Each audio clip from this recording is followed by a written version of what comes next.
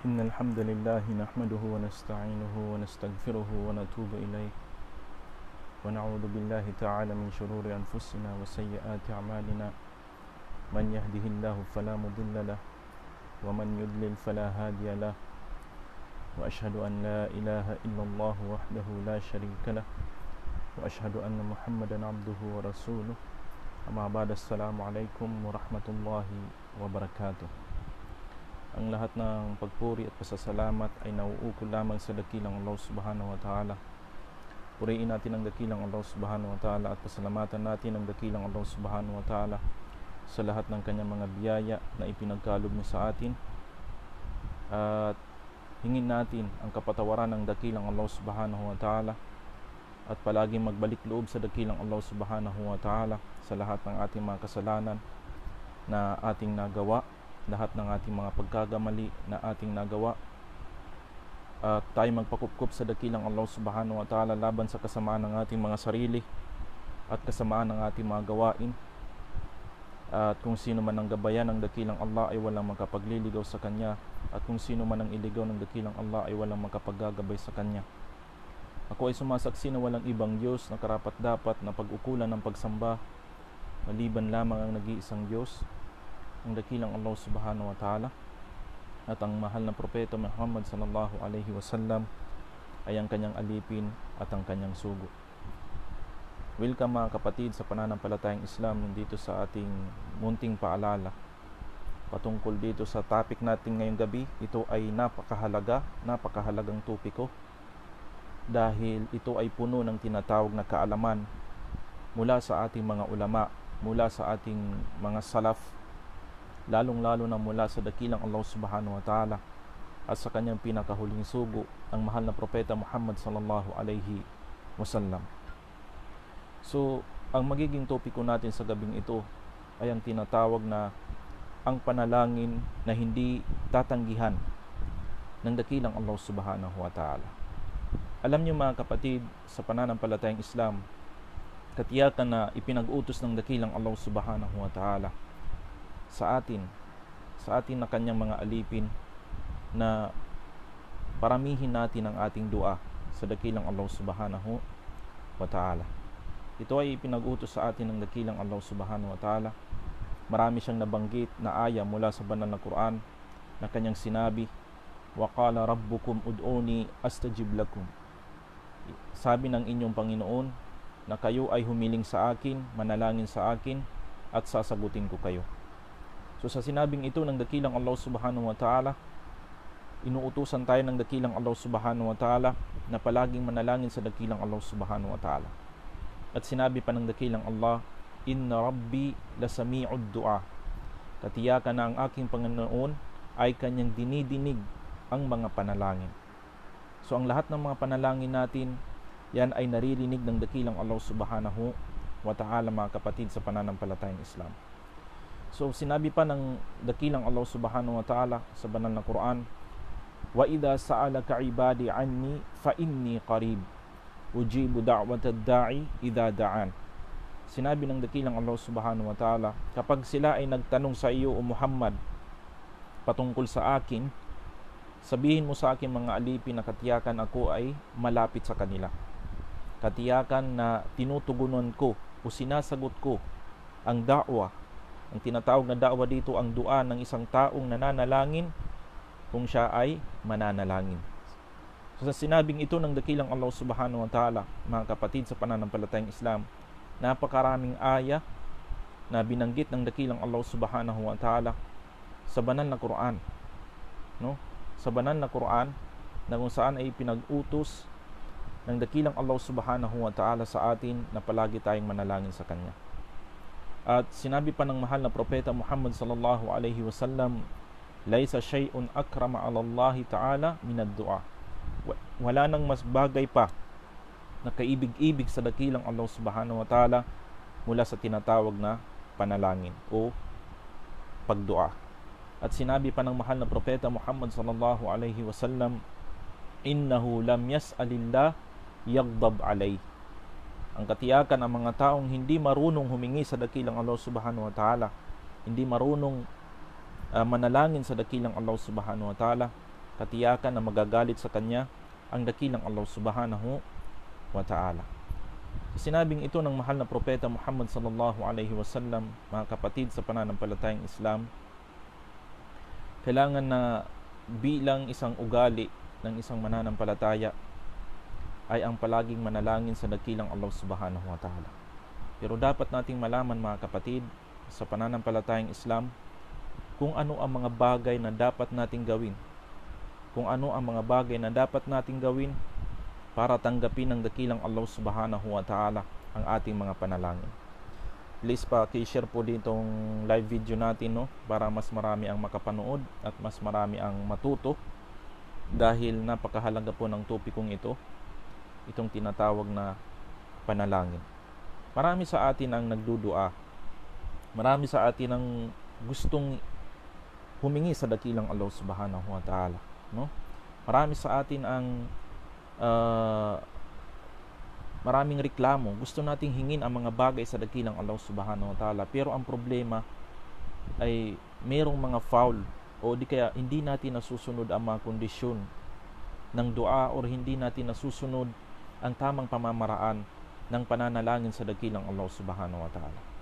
So inshallah subhanahu wa ta'ala, sa gabing ito, yun ang tatalakayan natin, mga kapatid, sa pananampalatayang Islam. Ang patungkol dito sa tinatawag na tamang pamamaraan ng tinatawag na paghingi sa dakilang Allah subhanahu wa ta'ala o pananalangin sa dakilang Allah subhanahu wa ta'ala. So, ang pinakauna, mga kapatid, sa pananampalatayang Islam, kung tayo ay mananalangin sa dakilang Allah subhanahu wa ta'ala, ang tinatawag na hudurul qalb wajtima'uhu alal matlub. Kailangan kapag ang isang Muslim, kung gusto niyang manalangin sa dakilang Allah subhanahu wa ta'ala, hingin kahit ano ang kanyang gusto sa dakilang Allah subhanahu wa ta'ala, kailangan na ang puso niya ay nananalangin din. Every time na ikaw ay nananalangin, hindi lang ang dila mo ang gumagalaw. Ya Allah, patawarin mo ang aking mga kasalanan. Ya Allah, bigyan mo ko ng biyaya. Ya Allah, bigyan mo ko ng mga anak. Bigyan mo ko ng rizki. No? Marami sa atin ang nananalangin, pero ang kanyang puso ay wala doon. No? Marami sa atin ang nagdudua, pero ang kanyang puso ay absent habang siya ay nagdudua. So, alam niyo ba na may sinabi ang mahal na propeta Muhammad sallallahu alaihi wasallam, mga kapatid sa pananampalatayang Islam, na sinabi ng mahal na propeta Muhammad sallallahu alaihi wasallam, ud'ullah wa antum muqinuna bil ijabah. Manalangin kayo sa dakilang Allah subhanahu wa ta'ala na kayo ay sigurado sa kanyang tugon. Ibig sabihin, walang pagdadalawang isip sa puso ninyo. Kapag tayo ay humihingi sa dakilang Allah, nagdudua sa dakilang Allah, hinihingi natin ang kahit anong gusto natin sa dakilang Allah, kailangan na ang mga puso natin ay nandoon. Kailangan na buo ang paniniwala natin, buo ang pananampalataya natin na sasagutin ni Allah ang ating mga panalangin.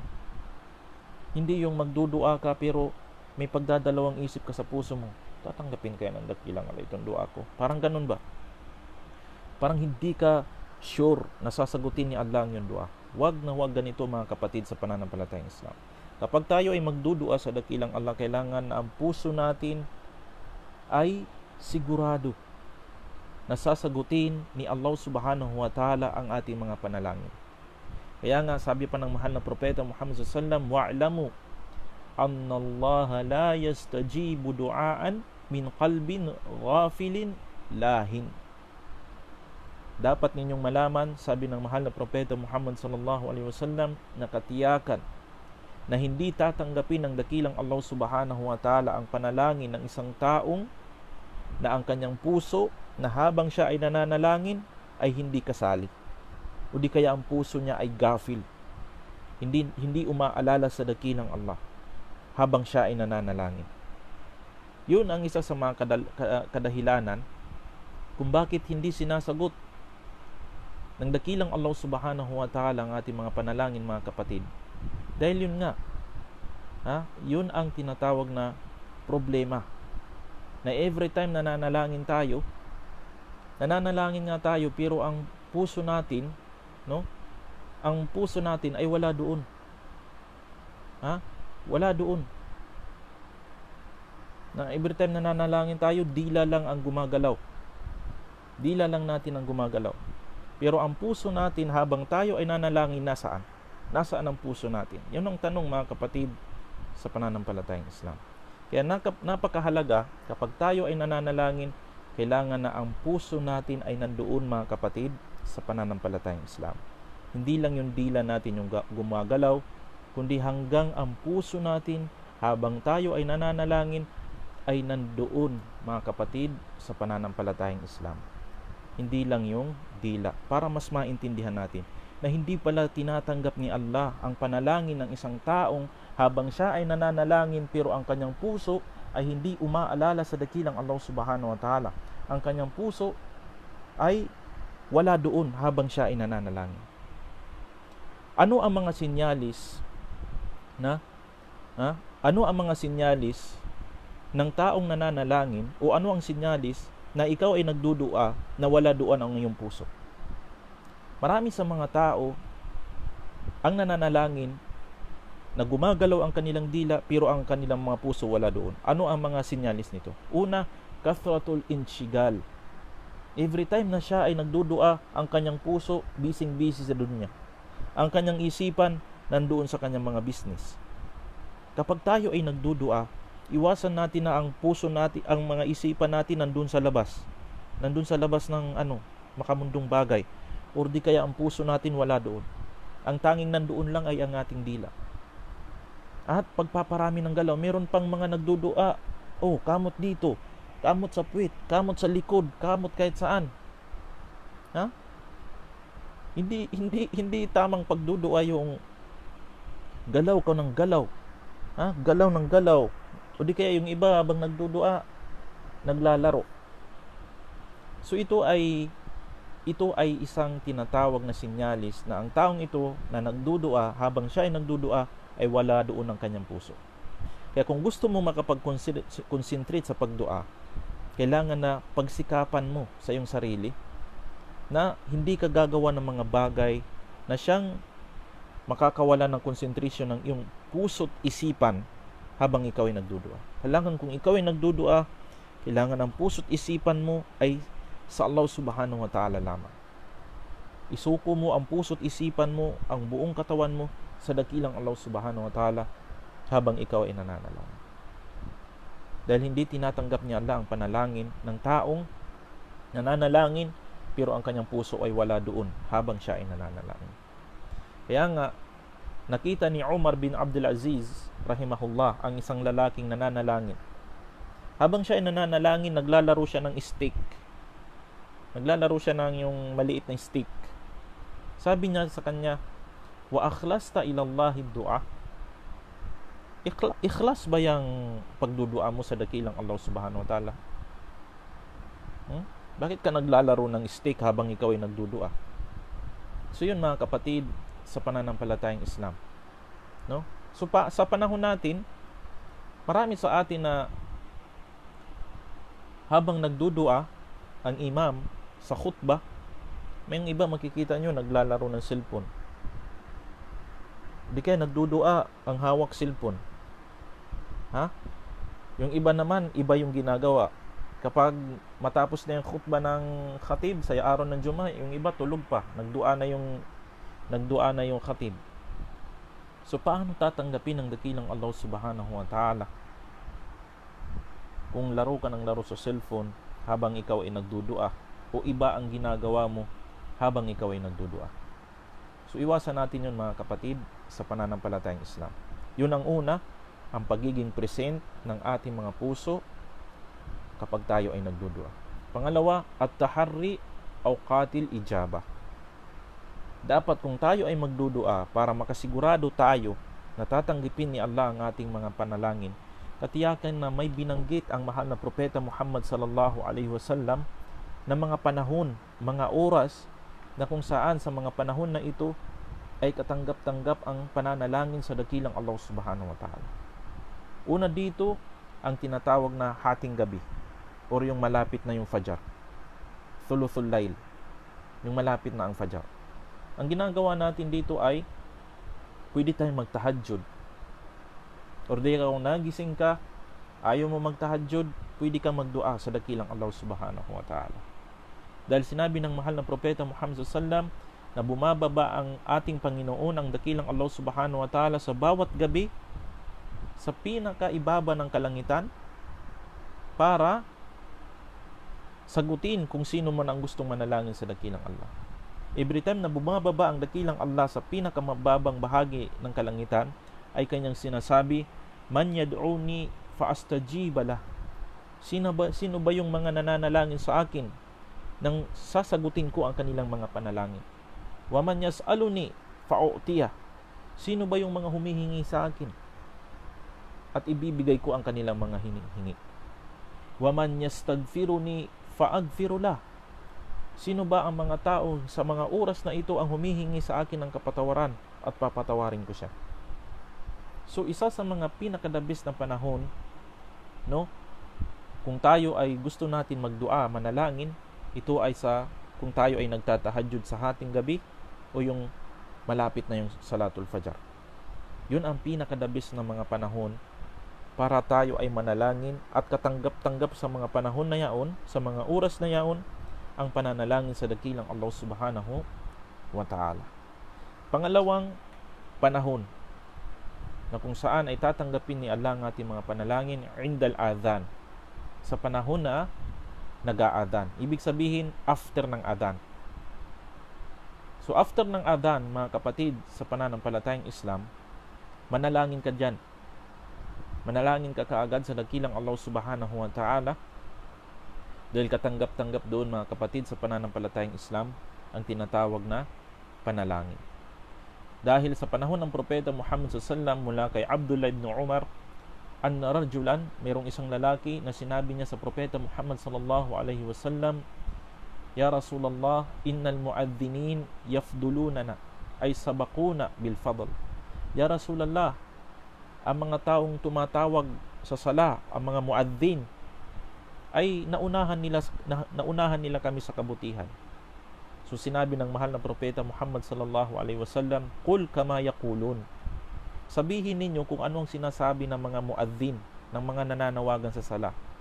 Fa idza intahaita fasal tu'ta. Kapag after mo sagutin ang mga panalangin ng muadhdhin, ay humingi ka sa dakilang Allah. Ang ibig sabihin nito, kapag nag-aadhan, kapag sinabi ng muadhdhin, Allahu Akbar, Allahu Akbar, ikaw din, Allahu Akbar, Allahu Akbar.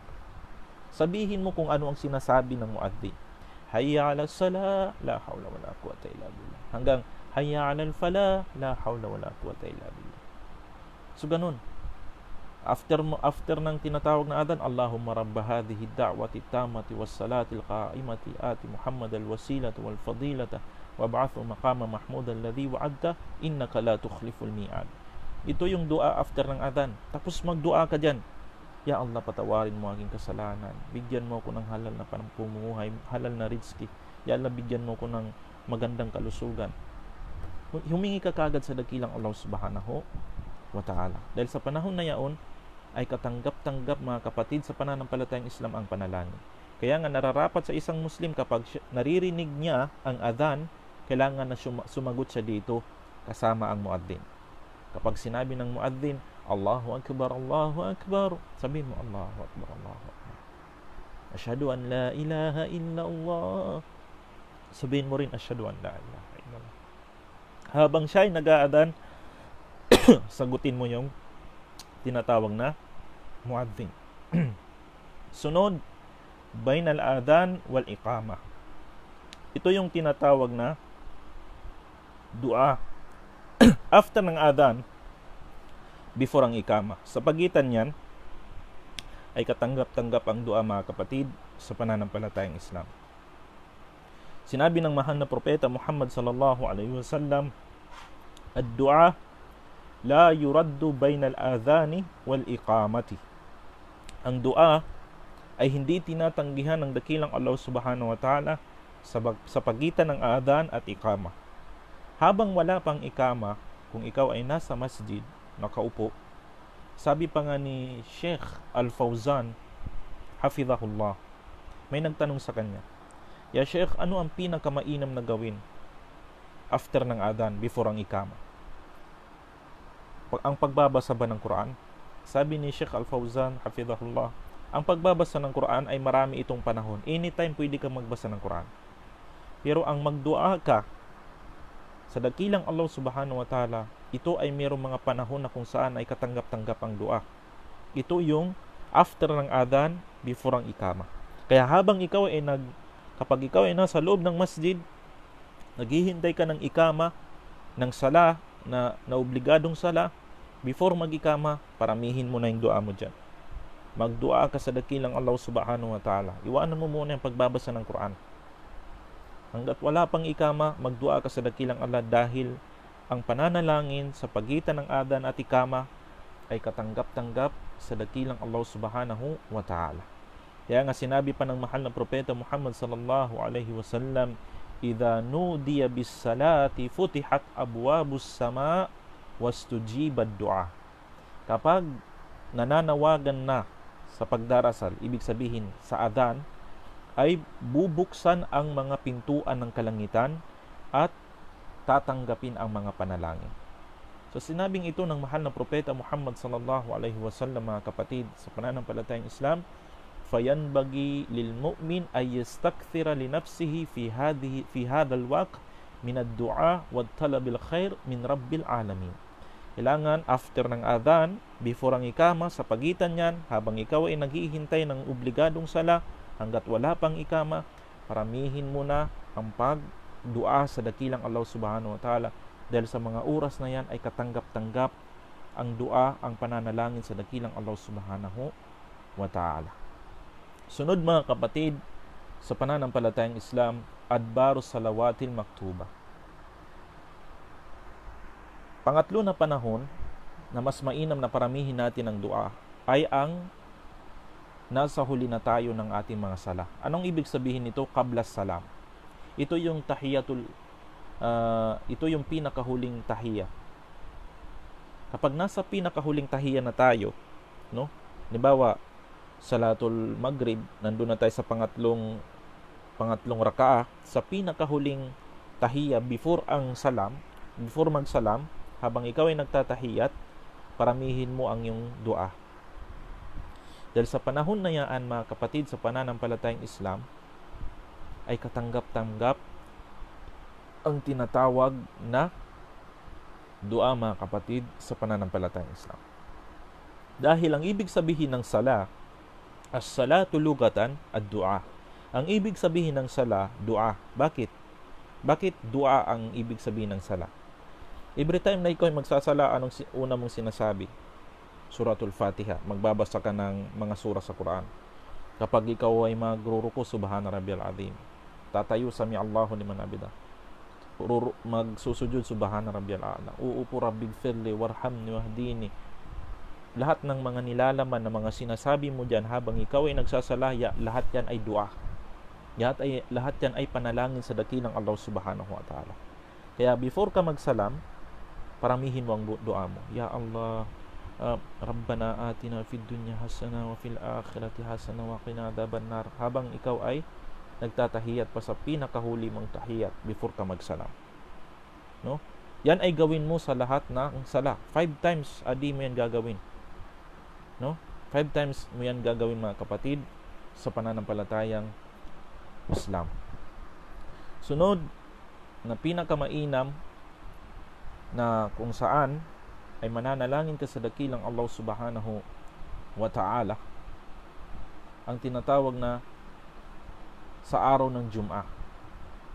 No? Ito yung tinatawag na araw ng Jum'ah, akhiru sa'a ba'da al-asr. Ito yung sinabi ng mahal na propeta Muhammad sallallahu alaihi wasallam, Yawmul Jum'ati, no? Yawmul Jum'ati 12 sa'atan. Ang araw ng Jum'ah ay mayroong 12 hours, sabi ng mahal na propeta Muhammad sallallahu alaihi wasallam. La yujadu muslimun yas'alullaha shay'an illa atahu Allah. Faltamisuha akhira sa'atin ba'da al-asr. Sinabi ng propeta Muhammad sallallahu alaihi wasallam, ang bawat Muslim na humihingi sa dakilang Allah subhanahu wa ta'ala, katiyakan na ang lahat ng kanyang mga hinihingi ay ibibigay ng dakilang Allah subhanahu wa ta'ala. Hanapin ninyo ito sa pinakahuling oras after ng asar. So after ng asar ng Salatul Jum'ah, mga kapatid, sa pananampalatayang Islam, no? Ito yung tinatawag na hanggang sumapit ang Maghrib. Kaya ang mga salaf, ang ginagawa ng mga salaf, after Jum'ah o after asar ng Jum'ah, hindi na sila lumalabas ng masjid. Dahil ang mga salaf noon, after asar ng araw ng Jum'ah, ang ginagawa nila ay nananatili sila sa masjid at pinaparami nila ang pagdudua sa dakilang Allah subhanahu wa ta'ala. Kaya yun ang pinaka-the best din na oras, mga kapatid, sa pananampalatayang Islam, kapag tayo ay mananalangin sa dakilang Allah subhanahu wa ta'ala. Sunod, isa sa mga pinakamahalaga sa lahat, khushu'ul qalb wa inkisaruhu bayna yaday rabbih jalla wa ala dhullan wa tadarruan. So ang tinatawag na khushu', tranquility, o ang tinatawag na concentration ng ating mga puso habang tayo ay nagdudua, mga kapatid. Kapag tayo ay magdudua sa dakilang Allah subhanahu wa ta'ala,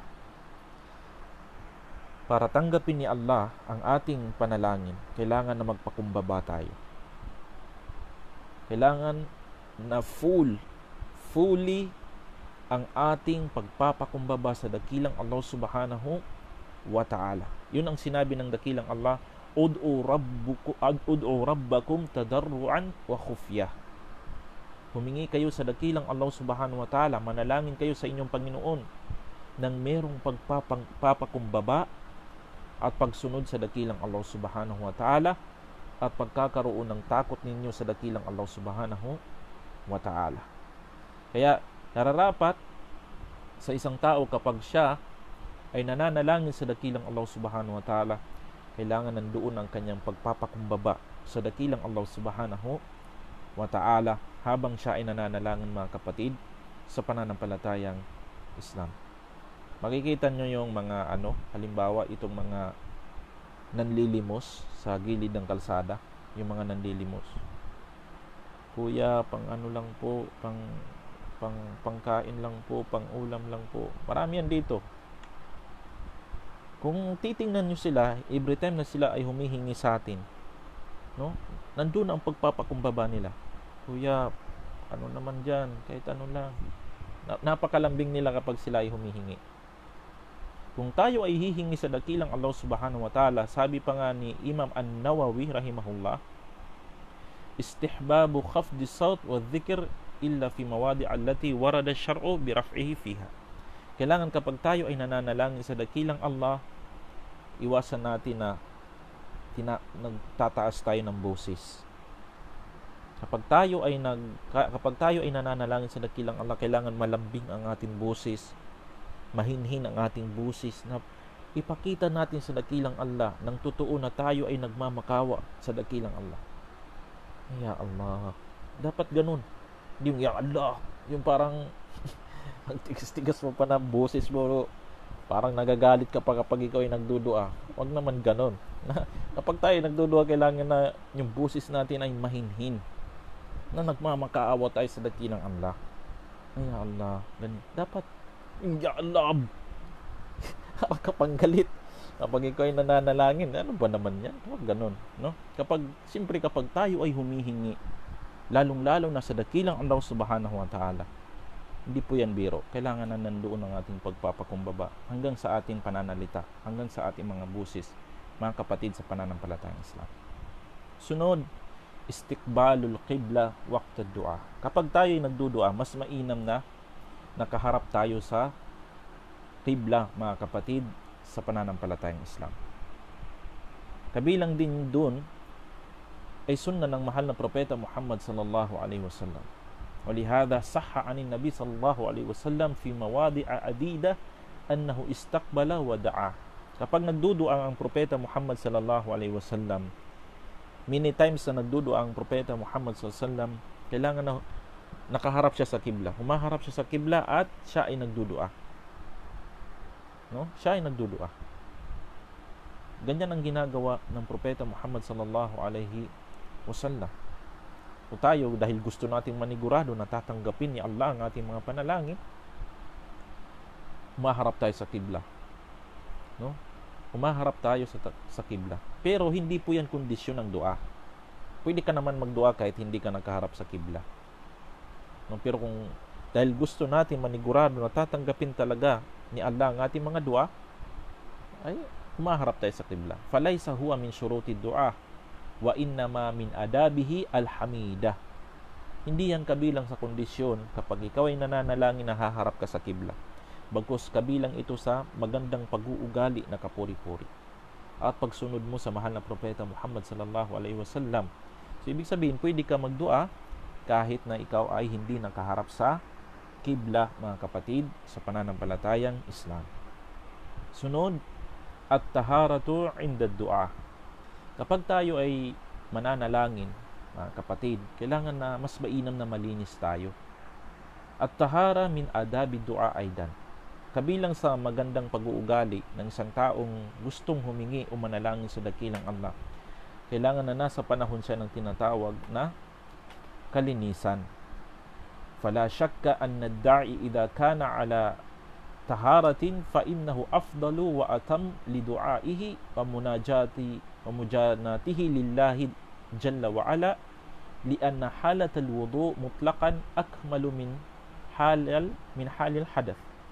So, ang tinatawag na kalinisan ng isang taong mananalangin ay isa sa mga pinakamainam at pinaka-the best na tinatawag na pag-uugali ng taong mananalangin ay nasa panahon siya ng tinatawag na wudu.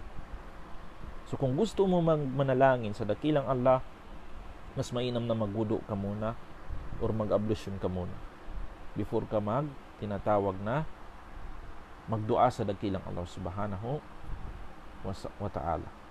So sabi ni Muhajir, mula kay Muhajir bin Qunfudh radiyallahu an, nung magsalam siya sa Propeta Muhammad SAW, sinalam niya ang Propeta, binati niya ng salam, habang ang Propeta Muhammad SAW siya ay nag-aablusyon.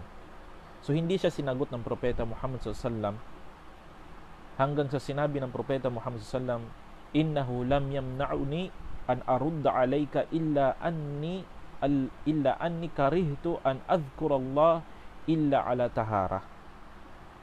Hindi kita sinagot habang ako ay nagwuwudu dahil kinamumuhian ko sa aking sarili na alalahanin ko si Allah na wala ako sa kalinisan. So ang ibig sabihin nito, mga kapatid, sa sinabing ito ng mahal na Propeta Muhammad sallallahu alaihi wasallam, mas mainam kung tayo ay gustong manalangin sa dakilang Allah, ay kailangan na tayo ay malinis o na nakapag-ablusyon tayo, mga kapatid, sa pananampalatayang Islam. Yun ang pinakadabis doon. Sunod, raf'ul yadayn inda du'a. Ang pagtaas natin ng ating dalawang kamay kapag tayo ay nananalangin sa dakilang Allah subhanahu wa ta'ala. Kung tayo ay mananalangin sa dakilang Allah subhanahu wa ta'ala, ay mas mainam na itaas natin ang ating mga kamay. Ano ang tamang ng ating mga kamay? Paano ang tamang pamamaraan? Dapat ito ay naka-close, nakaganon. Hindi yung nakaganon ka. Ha? Hindi kung nakaganon, nakatiklop ang iyong mga kamay kapag ikaw ay magdudua sa dakilang Allah. No? Sinabi ni Salman al-Farisi radiyallahu an, anna nabiyya sallallahu alaihi wasallam, katiyakan na ang sugo ni Allah subhanahu wa ta'ala ay kanyang sinabi, inna rabbakum subhanahu wa tabaraka wa ta'ala hayyun karimun. Katiyakan ang inyong Panginoon na dakilang Allah subhanahu wa ta'ala, siya ay tinatawag na mahiyain at mapagbigay. No? Yastahi min 'abdihi idza rafa'a yadayhi ilay ay yaruddahuma sifran. Ha?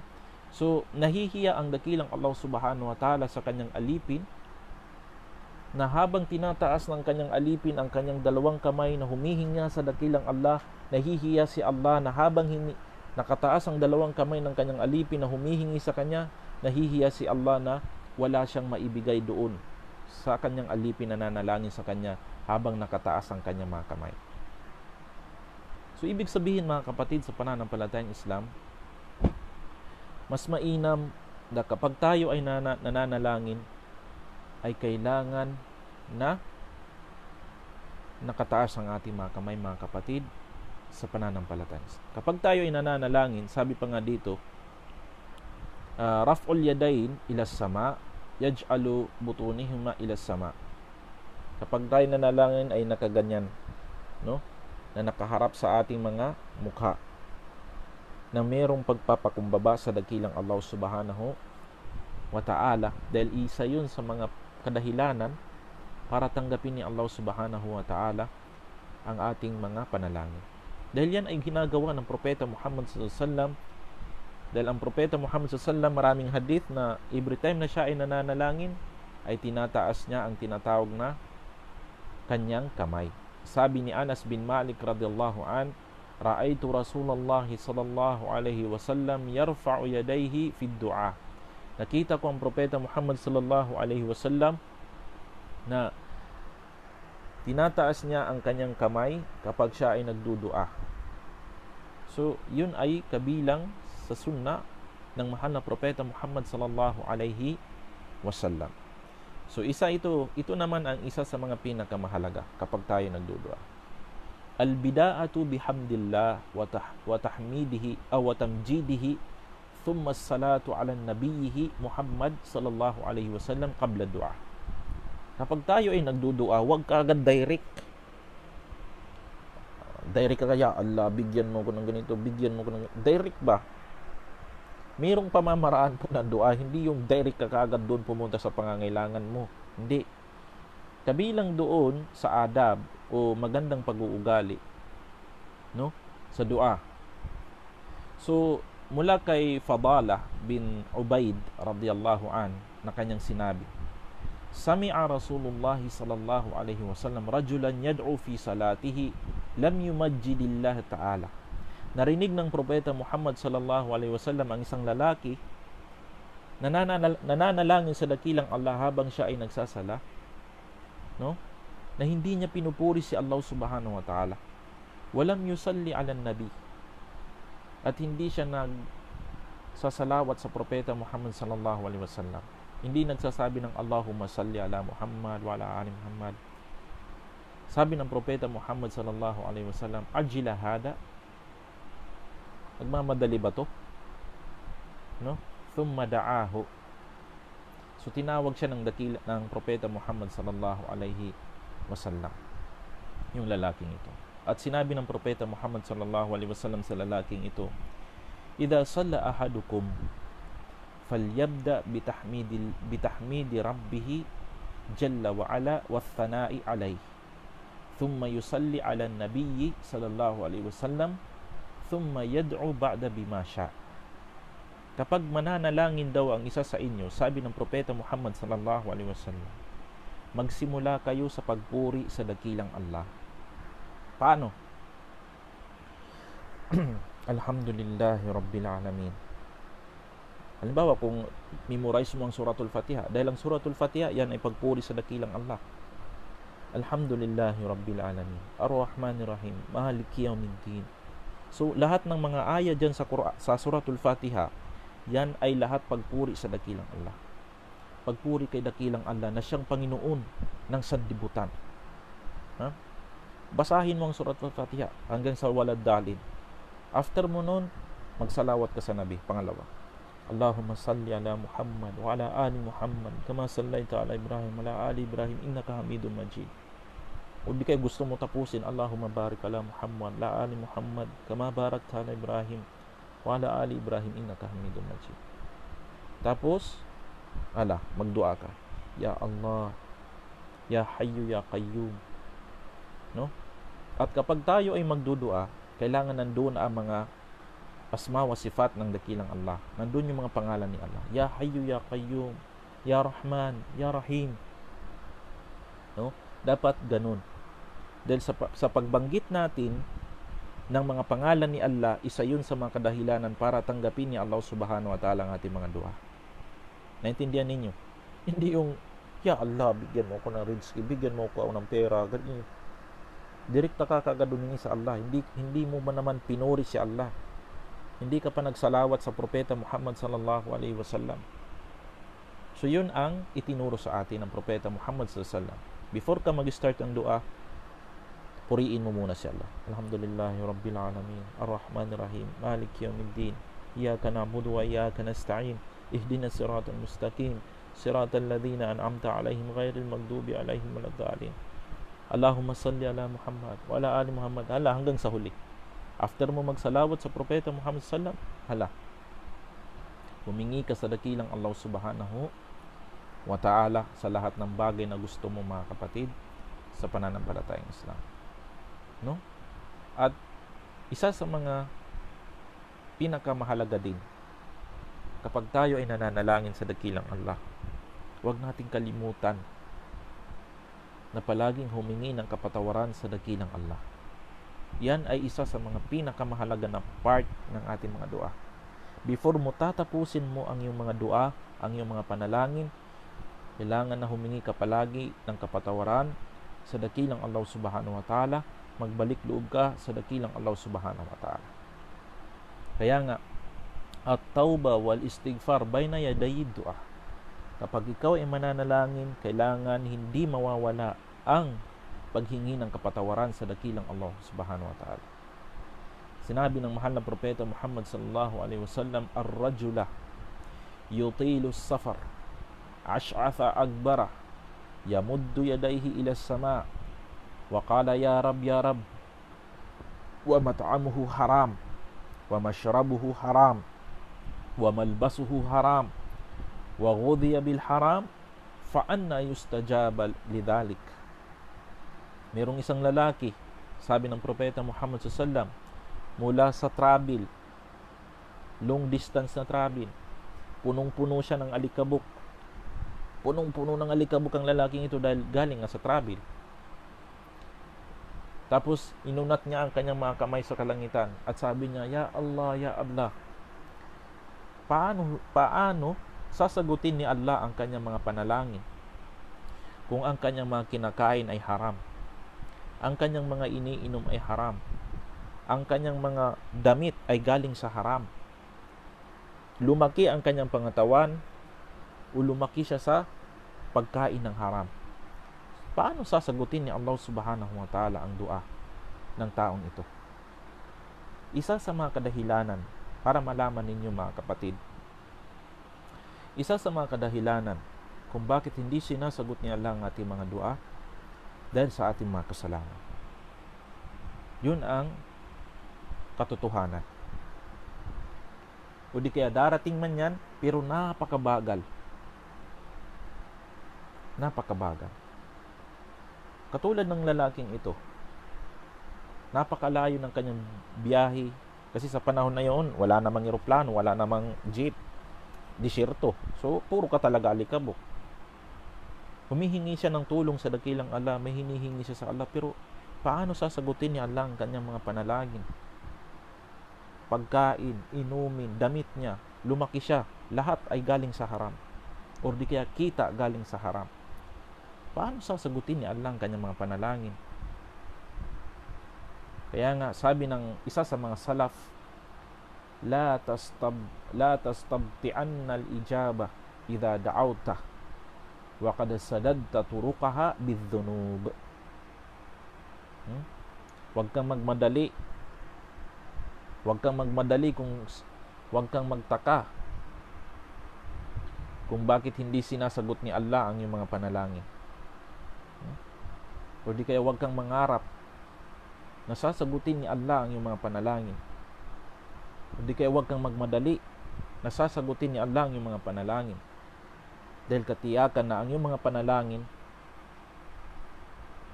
ay pwedeng sinagot ito ni Allah pero nahaharangan. Hindi makapasok. Bakit? Anong humaharang doon? Hinaharangan ng ating mga kasalanan. Lulusot sana yung sinagot ni Allah ang ating mga panalangin pero hindi makalusot. May checkpoint ba? Kung sa ano pa may violation tayo, hindi tayo makapasok kasi may violation tayo. Kung sa LTO pa, wala kang lisensya, wala kang rehistro, wala kang ORCR, no? So, siguro parating na yung mga panalangin natin, hindi lang makalusot. May violation eh. Anong violation natin? Kasalanan sa dakilang Allah. Nandyan yung mga bid'ah, nandyan yung mga shirk, nandyan yung iba't ibang uri ng mga malalaking kasalanan na ginagawa natin. Nandyan yung riba, nandyan yung panlilibak, nandyan yung hindi pagiging mabuti sa mga magulang. Nandyan yung shirk, mga sakuto, mga pagtatambal sa dakilang Allah, mga bid'ah na mga gawain. So paano lulusot ang mga panalangin natin? Paano sasagutin ni Allah ang ating mga panalangin? O di kaya sinagot na ni Allah pero hindi dumarating sa atin dahil sa mga kasalanan natin, mga kapatid, sa pananampalatayang Islam. Kaya nga, every time na tayo ay magdudua para tanggapin ni Allah ang ating mga panalangin at sagutin ni Allah, huwag nating kalilimutan na every time na tayo ay mananalangin na, Ya Allah, patawarin mo ang aking mga pagkakasala. Yun ang dapat natin palaging hinihingi sa dakilang Allah subhanahu wa ta'ala. Kaya nga sinabi ang mahal na propeta Muhammad sallallahu alaihi wasallam, ini-encourage niya tayo na palaging magtauba sa dakilang Allah, humingi ng kapatawaran sa dakilang Allah. Sinabi ng mahal na propeta Muhammad sallallahu alaihi wasallam, Ya ayyuhan nas, tubu ilallah, fa inni atubu fil yawmi ilay mi'ata marrah. O kayong mga tao, sabi ng propeta Muhammad sallallahu alaihi wasallam, o kayo sang katauhan, magbalik loob kayo sa dakilang Allah subhanahu wa ta'ala. Katiyakan na ako ay nagbabalik loob sa dakilang Allah ng 100 times a day.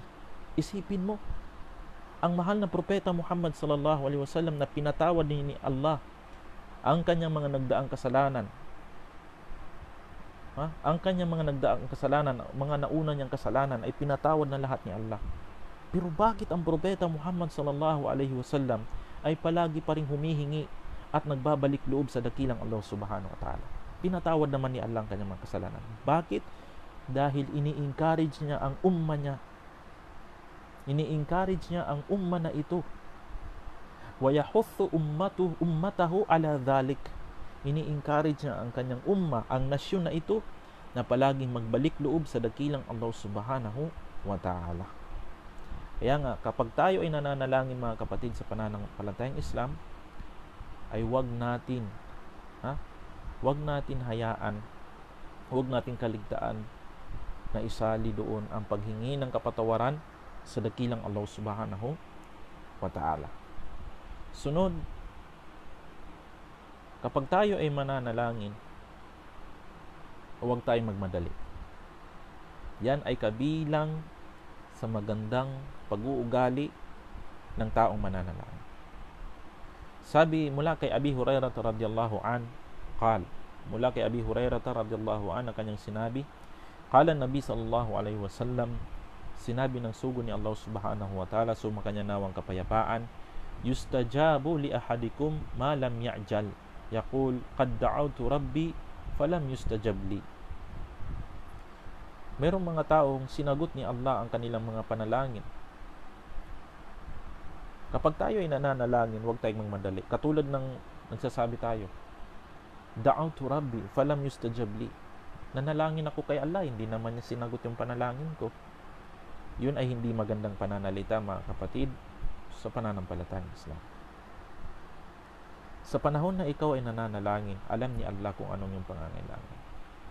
Alam ni Allah kung ano ang iyong pangangailangan. Alam ni Allah kung anong ikakabuti mo. Alam ni Allah kung anong ikakasama mo. Kaya wag kang magmadali kapag ikaw ay nananalangin. Ilang beses akong nanalangin sa Allah. Ilang beses akong nanalangin sa Kanya pero hindi niya sinagot ang aking panalangin. Iwasan natin ang pagsasalita ng ganito, mga kapatid, sa pananampalatayang Islam. Dahil hindi mo alam na si Allah subhanahu wa ta'ala, mga kapatid, sa pananampalatayang Islam, ang siyang mas nakakaalam, the best planner. Siyang pinaka-the best na magplano para sa atin. Ang mga taong nagsasabi nito, ang mga taong palaging nagmamadali na sagutin ni Allah ang kanilang mga panalangin, imbis na mapadali, baka hindi na sagutin niya lang kanang panalangin, o di kaya sasagutin nga pero sa susunod pa ng mga panahon. Kaya iwas-iwasan natin ang ganitong pag-uugali kapag tayo ay nananalangin, mga kapatid, sa pananampalatayang Islam. Okay? Iwas-iwasan natin ang ganitong uri ng pag-uugali.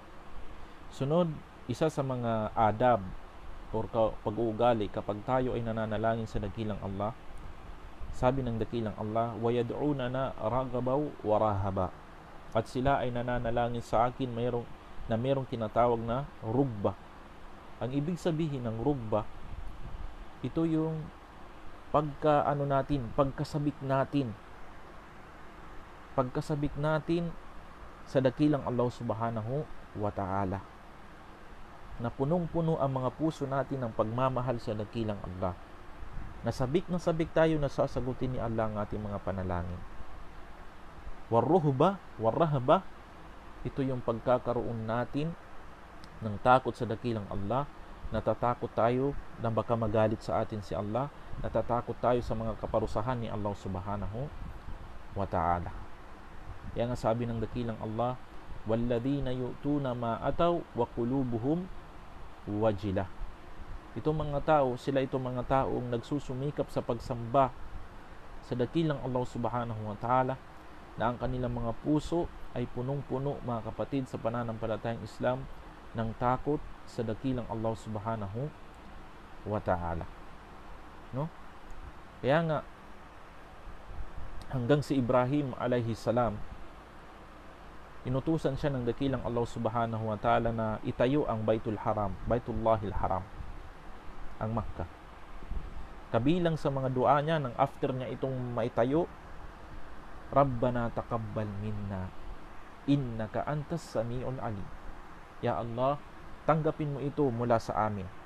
Isipin mo, ang ama ng mga propeta, si Ibrahim alayhi salam, palagi niyang dinudua, Rabbana taqabbal minna. Ya Allah, tanggapin mo mula sa amin ang aming mga pagsamba, ang aming mga mabubuting gawain. Katiyakan na ikaw ang mas nakakarinig at ang mas nakakaalam. Sa ganito, mga kapatid, sa pananampalatayang Islam, na mga pamamaraan, ay kailangan na ganito ang pag-uugali natin kapag tayo ay nananalangin sa dakilang Allah subhanahu wa ta'ala. Sumunod, at-tawassul lillahi subhanahu wa ta'ala bi asma'ihi wa sifatihi wa tauhidihi. Kapag tayo ay nananalangin, kailangan na gamitin natin yung mga pangalan ni Allah subhanahu wa ta'ala.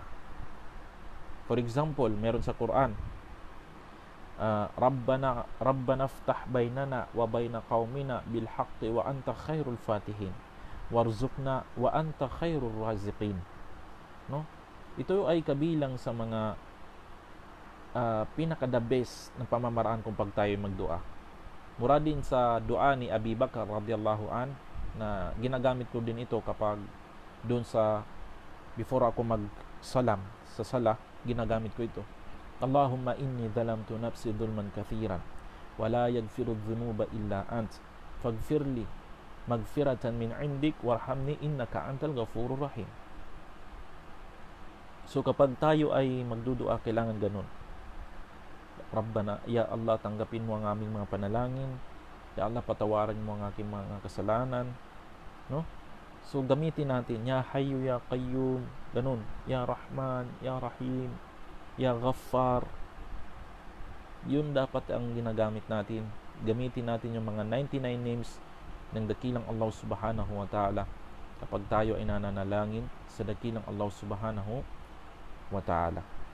O di kaya ang kaisahan ni Allah subhanahu wa ta'ala kapag tayo ay nananalangin. Sunod, at tasadduq bayna yaday dua. So, ang pagbibigay ng sadaka. Ang pagbibigay ng sadaka, isa sa mga sikreto para tanggapin ni Allah ang ating mga dua. Meron itong malaking papel. Dahil sinabi ng propeta Muhammad sallallahu alaihi wasallam, sadaqatus sir tutfi'u ghadab ar-rabb. Ang sikretong sadaka, ang sikretong kawang gawa ay nakakapatay Kung sa apoy pa, napapatay ang apoy.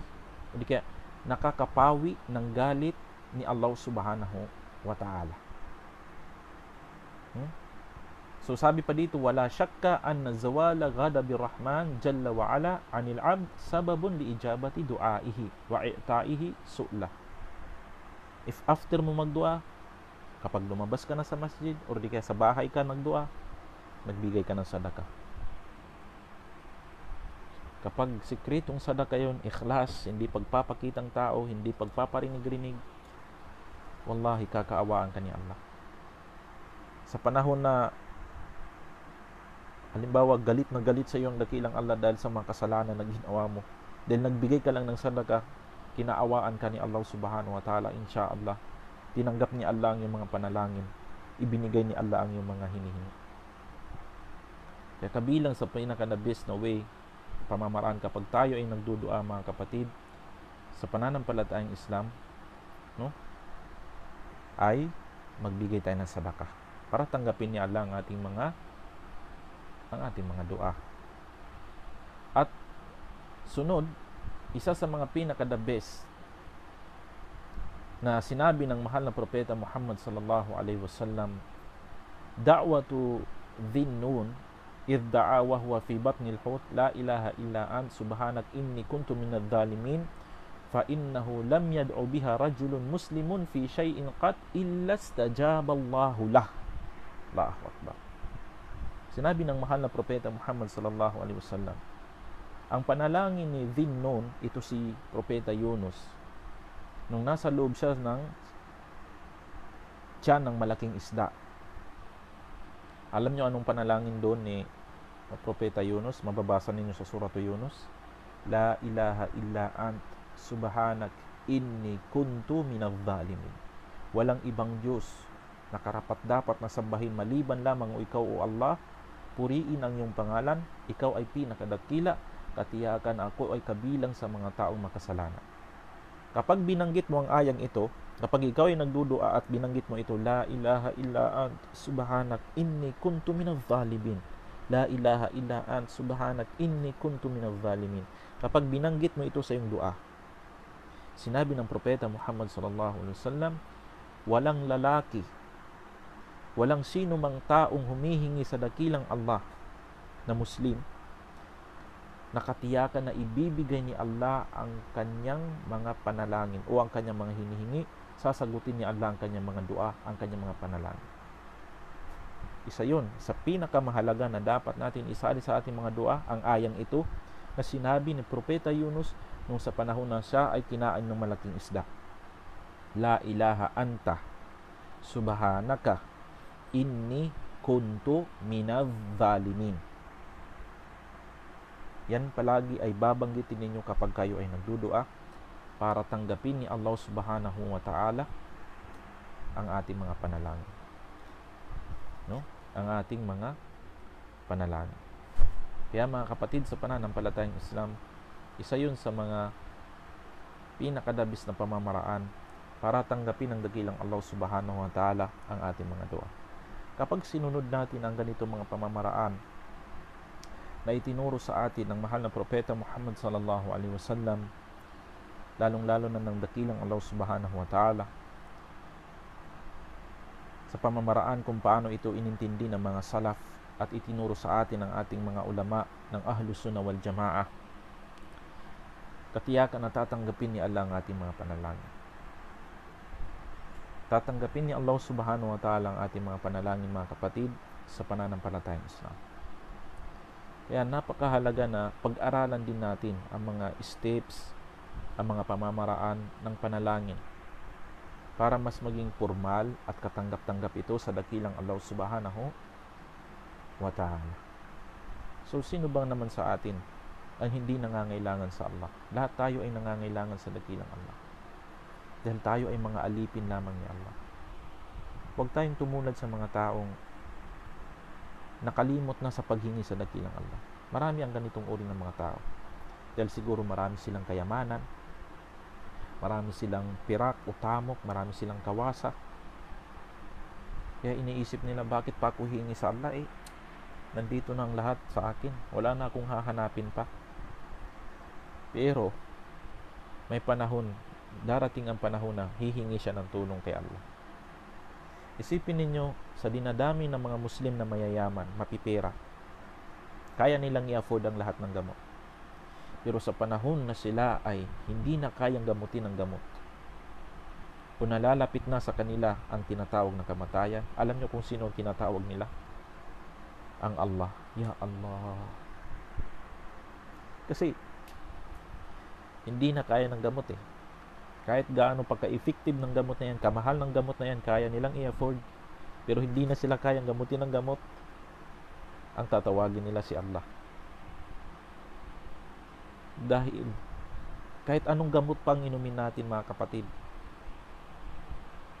kahit anong gamot pang inumin natin, kahit gaano ka-effective ng gamot na yan, na kayang gamutin ang sakit natin, hindi tayo magagamot kung hindi ipapahintulot ng dakilang Allah subhanahu wa ta'ala. Yan ang tatandaan ninyo palagi. Ang gamot, yan ay walang problema. Kung magpaturok ka ng vaccine para sa COVID-19, yan ay walang problema.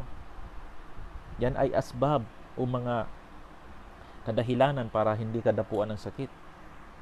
Pero ang lahat ay kontrol ni Allah. Kahit pa magpa-inject ka dyan ng pang-anti-COVID, kung ipahintulot ni Allah na ikaw ay tatamaan ka. Kung hindi ka man magpa-inject ng anti-COVID, kung ipahintulot ng Allah na hindi ka tatamaan, hindi ka tatamaan. Dahil ang lahat ng ito ay sa kapahintulutan ng dakilang Allah. Yan palagi ang tatandaan natin, mga kapatid, sa pananampalatayang Islam. Kaya nga, sinabi pa ng mahal ng propeta Muhammad sallallahu alaihi wasallam, ad-du'a mukhul ibadah. Ang dua, ang pananalangin sa dakilang Allah, ito ang utak o ulo ng pagsamba sa dakilang Allah subhanahu wa ta'ala.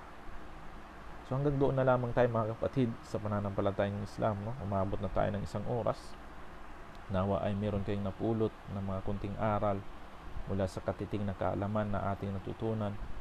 At hingin natin sa dakilang Allah subhanahu wa ta'ala na tunawin niya ang COVID-19 at mamuhay tayo ulit ng normal. At hingin natin sa dakilang Allah subhanahu wa ta'ala na patawarin niya ang lahat ng ating mga pagkakasala. At hingin natin sa dakilang Allah subhanahu wa ta'ala na kaawaan niya ang ating mga dalawang magulang, katulad ng pagkaawa nila sa atin nang sa panahon na tayo ay maliliit pa. At hingin natin sa dakilang Allah na patayin niya tayong mga Muslim, patatagin niya tayo sa ating relihiyon, at biyayaan tayo ng Allah subhanahu wa ta'ala ng mabuting pangwakas ng ating mga buhay. Subhanakallahum bihamdik, ashhadu an la ilaha illa anta, astaghfiruka wa atubu ilaik. Wassalamu alaikum warahmatullahi wabarakatuh.